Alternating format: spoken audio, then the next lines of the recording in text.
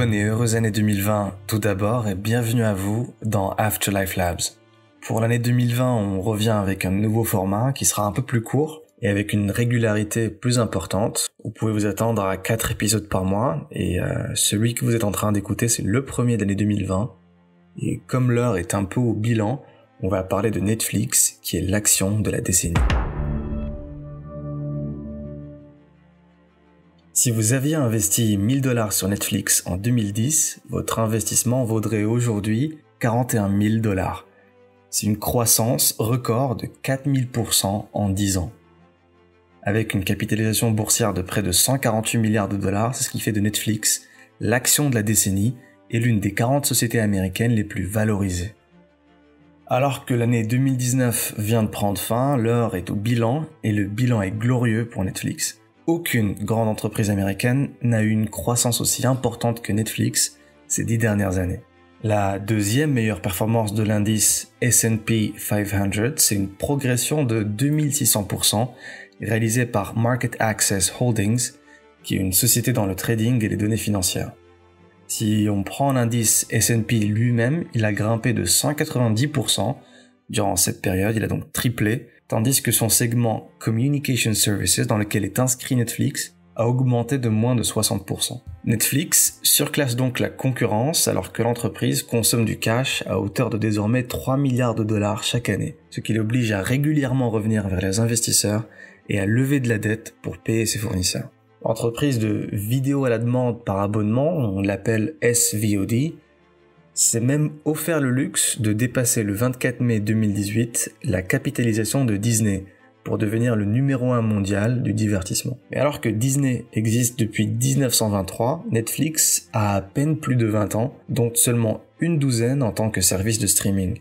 Car à ses débuts, il faut savoir que Netflix était un service de location de DVD envoyé par la poste. Le marché de la location de DVD commençait déjà à s'essouffler à la fin des années 90, et le géant Blockbuster dominait le secteur avec plus de 6000 magasins et une part de marché de 65%.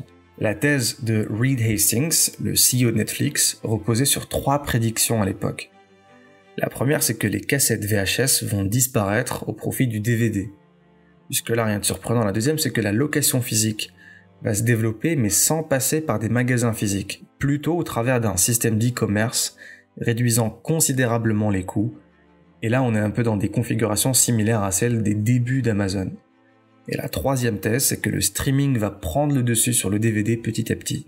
Ces 3 paris, comme vous le savez, vont se révéler tous gagnants, mais il va falloir plus de 10 ans aux équipes de Netflix pour concrétiser leur vision initiale. D'abord en rachetant les droits de diffusion de catalogue de majors hollywoodiens, puis à partir de 2013, avec la série House of Cards, en produisant en interne ses propres contenus. Aujourd'hui, Netflix est en position de leader. Si on regarde un peu les chiffres, l'expansion internationale de Netflix a démarré en 2016. Et aujourd'hui, le service est présent dans plus de 150 pays. Dans un document de la SEC publié en 2019, Netflix a rendu public pour la toute première fois des données sur ses revenus, ainsi que sur son nombre d'abonnés par région géographique. Et ces données montrent que la croissance de Netflix a été plus rapide dans les régions en dehors des États-Unis et du Canada de 2017 à 2019. Alors certes, les activités de streaming de Netflix en Amérique du Nord continuent de croître, mais la plateforme, comme d'autres sociétés de médias grand public par ailleurs, se tourne de plus en plus vers d'autres régions pour poursuivre sa croissance lorsque les affaires ralentissent inévitablement à la maison. Pour ce qui est du nombre d'abonnés par région géographique, donc là c'est des chiffres qui datent du 30 septembre 2019, pour les États-Unis et le Canada, on est à 67 millions d'abonnés payants, et pour l'international, on est à 90 millions d'abonnés payants. Donc, en Europe, Moyen-Orient, Afrique, 47 millions, en Amérique latine, 29 millions, et en Asie-Pacifique, 14 millions. Si on se penche sur le cas de la France, Netflix a aujourd'hui davantage d'abonnés que Canal+, qui est environ 6 millions, mais avec une offre qui est moins chère. Et du fait de son prix, Netflix est devenu l'option de télévision payante par défaut de téléspectateurs moyens. Et curieusement, Netflix génère encore des revenus de son tout premier business model. Aux États-Unis et au Canada, l'entreprise loue encore des DVD, donc physiques, et cela lui a rapporté 450 millions de dollars en 2017. Et c'est tout de même près de 7% du revenu total de 2017 aux États-Unis. Et j'aimerais me permettre une petite digression en rapprochant Netflix et Domino's Pizza. Alors que les deux sont des entreprises totalement différentes, elles ont cependant un point commun clé qui est au cœur de leur immense succès. Netflix et Domino's sont des pionniers. Des pionniers dans quoi ? Netflix est un pionnier en matière de streaming vidéo. L'entreprise a renversé l'équilibre des pouvoirs et a grandement perturbé les énormes industries que sont la télévision et le cinéma. Netflix a même forcé les magasins de location de films à mettre la clé sous la porte grâce à son business model innovant. Quant à Domino's, c'est l'entreprise qui a lancé la livraison de pizza à grande échelle. L'entreprise est arrivée avec une proposition de valeur unique, des livraisons garanties au moins de 30 minutes. Et les pizzerias familiales de papa et maman ont eu beaucoup de mal à rivaliser, je suis sûr qu'on connaît tous, qui ont dû mettre la clé sous la porte avec l'arrivée de Domino's Pizza dans leur région, dans leur quartier. Et Domino's a également fait le choix de rester ouvert beaucoup plus tard que la plupart des pizzerias indépendantes afin d'être la seule option pour de nombreux consommateurs qui souhaitent se faire livrer une pizza tard le soir. C'est ainsi que Domino's est devenu le premier réflexe de nombreux foyers pour le produit pizza. Alors pourquoi je me permets cette digression ? Car ces dernières décennies, la combinaison Netflix and Chill plus Domino's Pizza, ça a été un succès fulgurant pour les investisseurs. Alors que Netflix a rapporté 3900%, Domino's a rapporté 3300%, ce qui en fait l'une des meilleures performances du S&P 1500 de cette dernière décennie.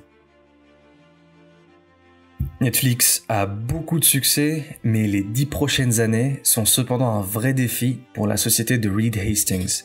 Tout d'abord parce que les géants d'Hollywood sont en train de lui reprendre leurs programmes pour lancer leur propre plateforme. C'est le cas de HBO Max ou de Disney+. Mais aussi parce que Netflix est le seul pure player du secteur. YouTube, Amazon, AT&T, Warner Media et même Disney avec ses parcs à thème, toutes ces entreprises ont d'autres sources de revenus que leur plateforme vidéo. Et cette situation, elle crée moins de pression chez les concurrents de Netflix à rapidement rentabiliser leur plateforme. Netflix, lui, n'a pas ce luxe, il doit survivre, de par son activité principale. Alors à ce jour, Netflix a décidé d'augmenter le prix de ses abonnements aux États-Unis et en Europe, mais a déclaré à plusieurs reprises qu'il ne vendrait pas de publicité. Et cela, à mon avis, ne devrait pas changer dans les prochaines années. Mais Netflix s'attaque désormais à des business models complémentaires. L'entreprise a commencé à travailler avec des marques comme H&M ou Coca-Cola sur le placement de produits et les produits dérivés. Netflix est même en train d'explorer d'autres types de liens avec des marques phares, comme Stranger Things qui lui appartient, et qui pourrait constituer une nouvelle source de revenus pour le géant. Alors il reste énormément de points intéressants à relever autour de Netflix, et nous allons les aborder. Nous allons aborder les raisons de son succès fulgurant dans le prochain épisode, et on va aborder la bataille qui attend l'entreprise ces prochaines années dans celui d'après. À bientôt.